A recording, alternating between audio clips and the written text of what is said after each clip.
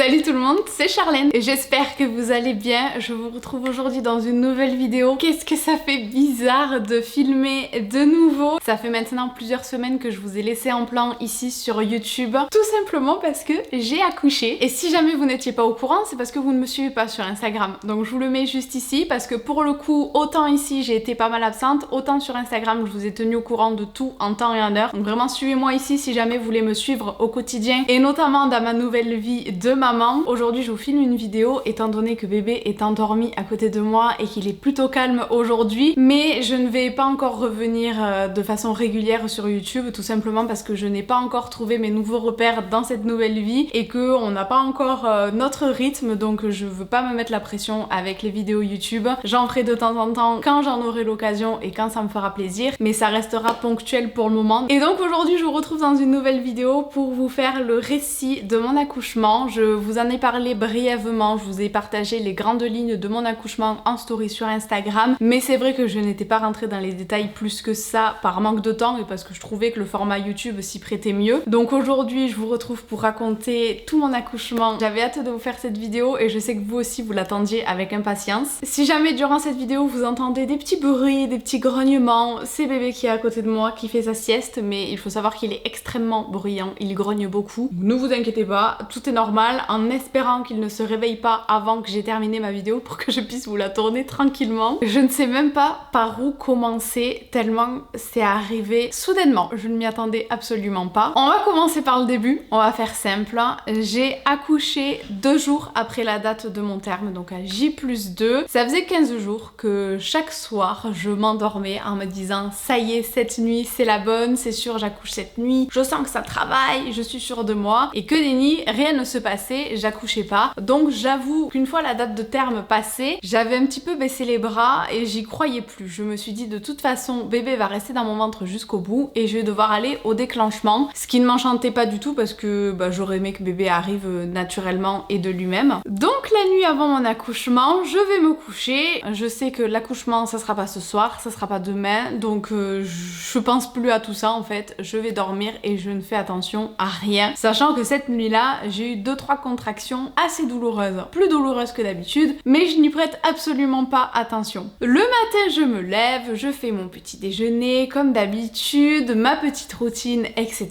Je sens que ça travaille un petit peu plus que d'habitude, mais comme je vous disais, encore une fois je n'y prête absolument pas attention. Je m'étais tellement mis de faux espoirs en tête durant 15 jours que j'avais vraiment envie d'éviter de me faire espérer encore une fois pour rien, donc je passais vraiment outre et je fais ma petite vie tranquille. Sur les coups de 10 heures, je dirais que je sens que ça s'accentue un petit peu, je sens que c'est douloureux, donc je me dis ok, à partir de maintenant je vais commencer à compter mes contractions et à regarder combien de temps elles durent. Mais j'avoue que c'était compliqué de jauger. Mes contractions étaient là, je sentais que ça travaillait, mais j'avais l'impression qu'elles n'étaient pas du tout assez rapprochées par rapport à ce que m'avait dit ma sage-femme. Donc je me dis c'est pas encore le moment, fais ta vie tranquille. Finalement le moment est arrivé à peine 1 heure après, donc c'est allé extrêmement vite. Sur les coups de 11h30 j'avais faim, donc je me mets à table. Il faut savoir que je mange sur ma table du salon, donc je mange par terre sur mon tapis. Et là j'ai une contraction, j'ai même pas les mots pour décrire. Alors je suis désolée si jamais vous êtes enceinte, je ne veux absolument pas vous faire peur, mais je suis là pour raconter la vérité. Une douleur, mais une douleur indescriptible. C'est une sensation que je n'avais jamais eue avant dans ma vie et donc je ne pourrais même pas vous la comparer à quelque chose. C'est vraiment propre à la contraction. Et je ne suis absolument pas douillette, mais là, en une fraction de seconde, je me suis retrouvée à me rouler sur le canapé, sur le tapis, partout pour essayer de trouver une position qui me soulage un tant soit peu. En vain, je n'ai trouvé aucune position qui me soulageait. Les larmes ont commencé à couler toutes seules. Je pleurais de douleur, je hurlais, je disais à mon chéri, aide-moi, je vais mourir, c'est pas possible, ça fait trop mal. Ça finit par passer. Heureusement, ça ne dure pas très longtemps. Et là, je commence à réaliser que c'est potentiellement le début de travail. Je vais aux toilettes tranquillement et je perds mes os. Je me souviens de ce que m'a dit ma sage-femme, une fois qu'on perd les os, sachant que c'est un premier bébé, ce n'est pas la peine de commencer à paniquer, à courir pour aller à la maternité à la minute. On a le temps, tranquille, on souffle. Donc c'est ce que j'ai fait. J'ai pris mon temps, j'ai soufflé, tranquille, sachant que moi j'ai un chien, et donc il faut garder mon chien pendant les 3 jours où je suis censée être à l'hôpital après l'accouchement. Donc je m'étais mis d'accord avec mes parents que dès que je perdais les os ou que je partais à la maternité, je leur envoyais un SMS et eux venaient garder ma chienne, sachant qu'ils sont à 2 heures de route. Donc c'est ce que je fais, j'appelle ma mère, la pauvre, qui est en plein travail pour lui dire que j'ai perdu les os, que je pars à la maternité. Donc elle, c'était absolument pas le bon moment, la panique à bord, sa fille va accoucher. Donc je pense que c'était un mélange d'excitation, de stress, enfin bon bref. Du coup, il fallait qu'elle termine quand même sa journée de travail et moi je me suis dit je veux pas laisser Nala trop longtemps seule, sachant qu'il y a 2 heures de route. Il y en avait au moins pour 5 heures où elle allait être seule le temps que ma mère termine de travailler. Et je voulais pas qu'elle reste aussi longtemps seule, sachant que même si on partait tranquillement, ma chienne elle ressent, elle est pas bête, elle sent qu'on est stressé, qu'il y a quelque chose de pas normal qui se passe. Donc je voulais pas la laisser seule, angoissée comme ça. Donc je me suis dit, la sage-femme m'a dit qu'il y avait le temps. Il y a le temps. Donc mon chéri est parti la promener tranquillement, il est parti déposer les petits colis qu'il avait à déposer à la poste. Moi pendant ce temps je me dis que je vais prendre ma petite douche. J'avais encore espoir à ce moment-là d'avoir le temps de me coiffer, de me maquiller, de me faire jolie pour l'accouchement. Complètement conne hein, mais j'avais envie de me faire jolie pour ce jour qui était important.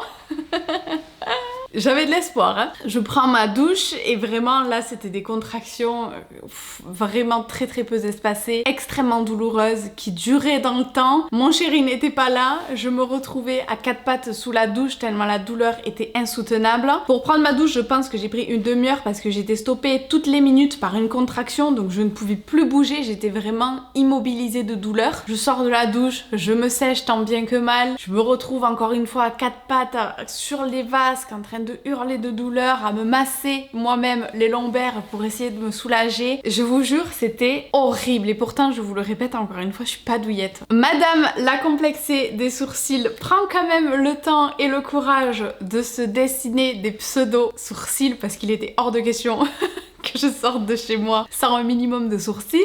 Donc j'ai fait mes sourcils à 4 pattes par terre en me tordant de douleur. Je me rends compte aujourd'hui à quel point c'est ridicule parce qu'en fait quand on est en train de pousser, on n'en a rien à faire de savoir si on a des sourcils ou pas. Mais bon, écoutez, chacun gère comme elle peut. Mon chéri rentre et là je lui dis écoute, je peux plus attendre. J'avais l'impression vraiment que j'allais...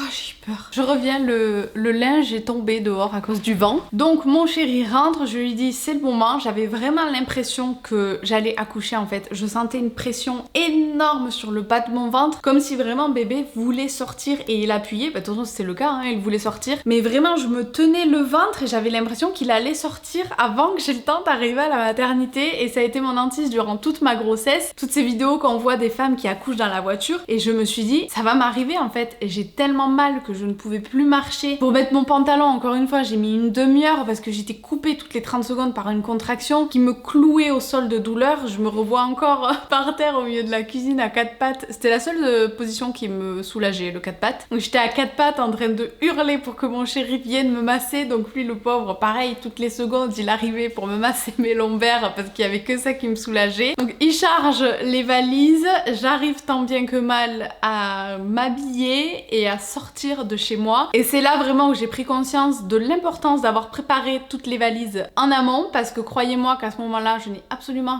rien vérifié. S'il n'y avait pas ce qu'il fallait, il n'y avait pas ce qu'il fallait, j'en avais rien à faire. On était à peu près 15 minutes de la maternité, je dirais. Donc je vous avoue que le trajet, je ne l'ai pas vu passer. J'étais cramponnée à mon fauteuil, je fermais les yeux aussi fort que possible et je soufflais. J'étais concentrée comme pas possible parce que je me disais si jamais j'ai une contraction douloureuse comme celle que j'ai eue qui arrive dans la voiture, je vais mourir parce que là je ne pourrais pas me mettre à 4 pattes, ça va être un enfer. Donc j'étais concentrée, je n'ai absolument pas vu le trajet passer. On arrive à la maternité, mon chéri se gare, je sors de la voiture au bout de 5 minutes, le temps que je souffle, que je prenne mon courage à deux mains. Vraiment ça m'a coûté d'arriver jusqu'à la maternité, c'était horrible. Je me retrouve au milieu du parking, au milieu de tout le monde à 4 pattes, en train de souffler. Et mon chéri est en train de me masser les lombaires le temps que la contraction, l'énième contraction passe. On rentre dans l'hôpital, je me retrouve dans la salle d'attente, de nouveau une contraction qui arrive, donc je me mets à 4 pattes au milieu de tout le monde qui me regarde, tout le monde qui passe, vous avez besoin d'aide? Oui, j'ai besoin d'aide, je veux accoucher, j'ai trop mal. Donc il y a quelqu'un qui nous a amené un fauteuil roulant pour m'aider parce que vraiment je ne pouvais absolument plus marcher, j'avais vraiment sincèrement trop mal. Donc on me prend sur le fauteuil roulant, mon chéri à fond dans les couloirs pour arriver le plus vite possible à la maternité. Je vous passe les détails, vous aurez compris, mais on arrive enfin à la salle de maternité. On m'ausculte et là en fait je suis dilatée à 4 d'office. Donc on me propose directement la péridurale et là croyez-moi, je n'ai pas hésité une seule seconde, j'ai pris la péridurale direct. J'avais de la chance à ce moment-là, l'anesthésiste était disponible, il n'y avait pas beaucoup de femmes enceintes sur le point d'accoucher dans le service, donc j'ai eu ma péridurale sous 15-20 minutes, le temps que tout se mette en place. Pour la péridurale, pour celles qui ont peur, je vous rassure, personnellement, je n'ai absolument rien senti. Je pense qu'une fois qu'on a connu les contractions, on peut tout vivre, plus rien ne nous fait mal.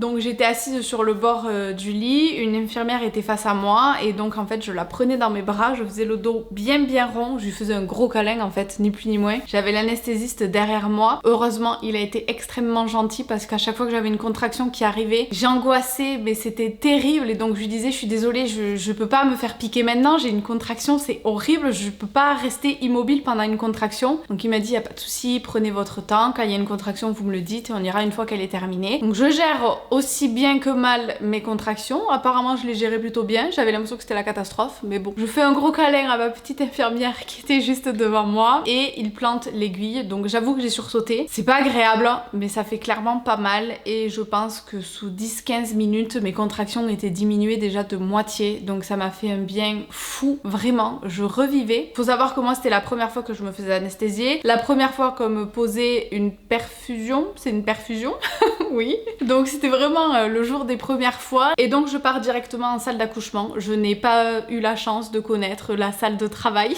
Donc on m'installe sur le lit, on me met le monito, on me met la perfusion, enfin on m'installe tout comme il faut. On avait une salle d'accouchement qui était franchement très spacieuse et très agréable, donc on a eu beaucoup de chance. Et là commence la longue attente. On a attendu je pense 6-7 bonnes heures. Il faut savoir que depuis le début de mon travail jusqu'à l'accouchement, ça a duré 10 bonnes heures. Donc ça va, parce que je sais qu'il y en a, c'est beaucoup plus long. Mon col se dilatait d'environ 1 cm chaque heure, donc ça se passait plutôt bien. Je ressentais plus trop les contractions, donc j'étais très contente. L'attente fut très agréable. Jusqu'au moment où la dame arrive, elle me dit bon là, il faudrait un petit peu accélérer le travail, donc on va tester d'autres positions. Donc on me fait me mettre sur le côté, on me fait me mettre à 4 pattes en faisant des ronds de bassin. Mon chéri pareil me mobilisait un petit peu les hanches et le travail s'accélère jusqu'à arriver dilatation à 9 je crois. Et là on se rend compte que bébé a le cordon autour du cou et de ce fait il n'arrive pas à descendre, à s'engager dans mon bassin. Je suis bien dilatée, il n'y a aucun problème, mais voilà, bébé n'arrive pas à descendre et le problème c'est qu'à chaque fois que j'ai une contraction, le rythme cardiaque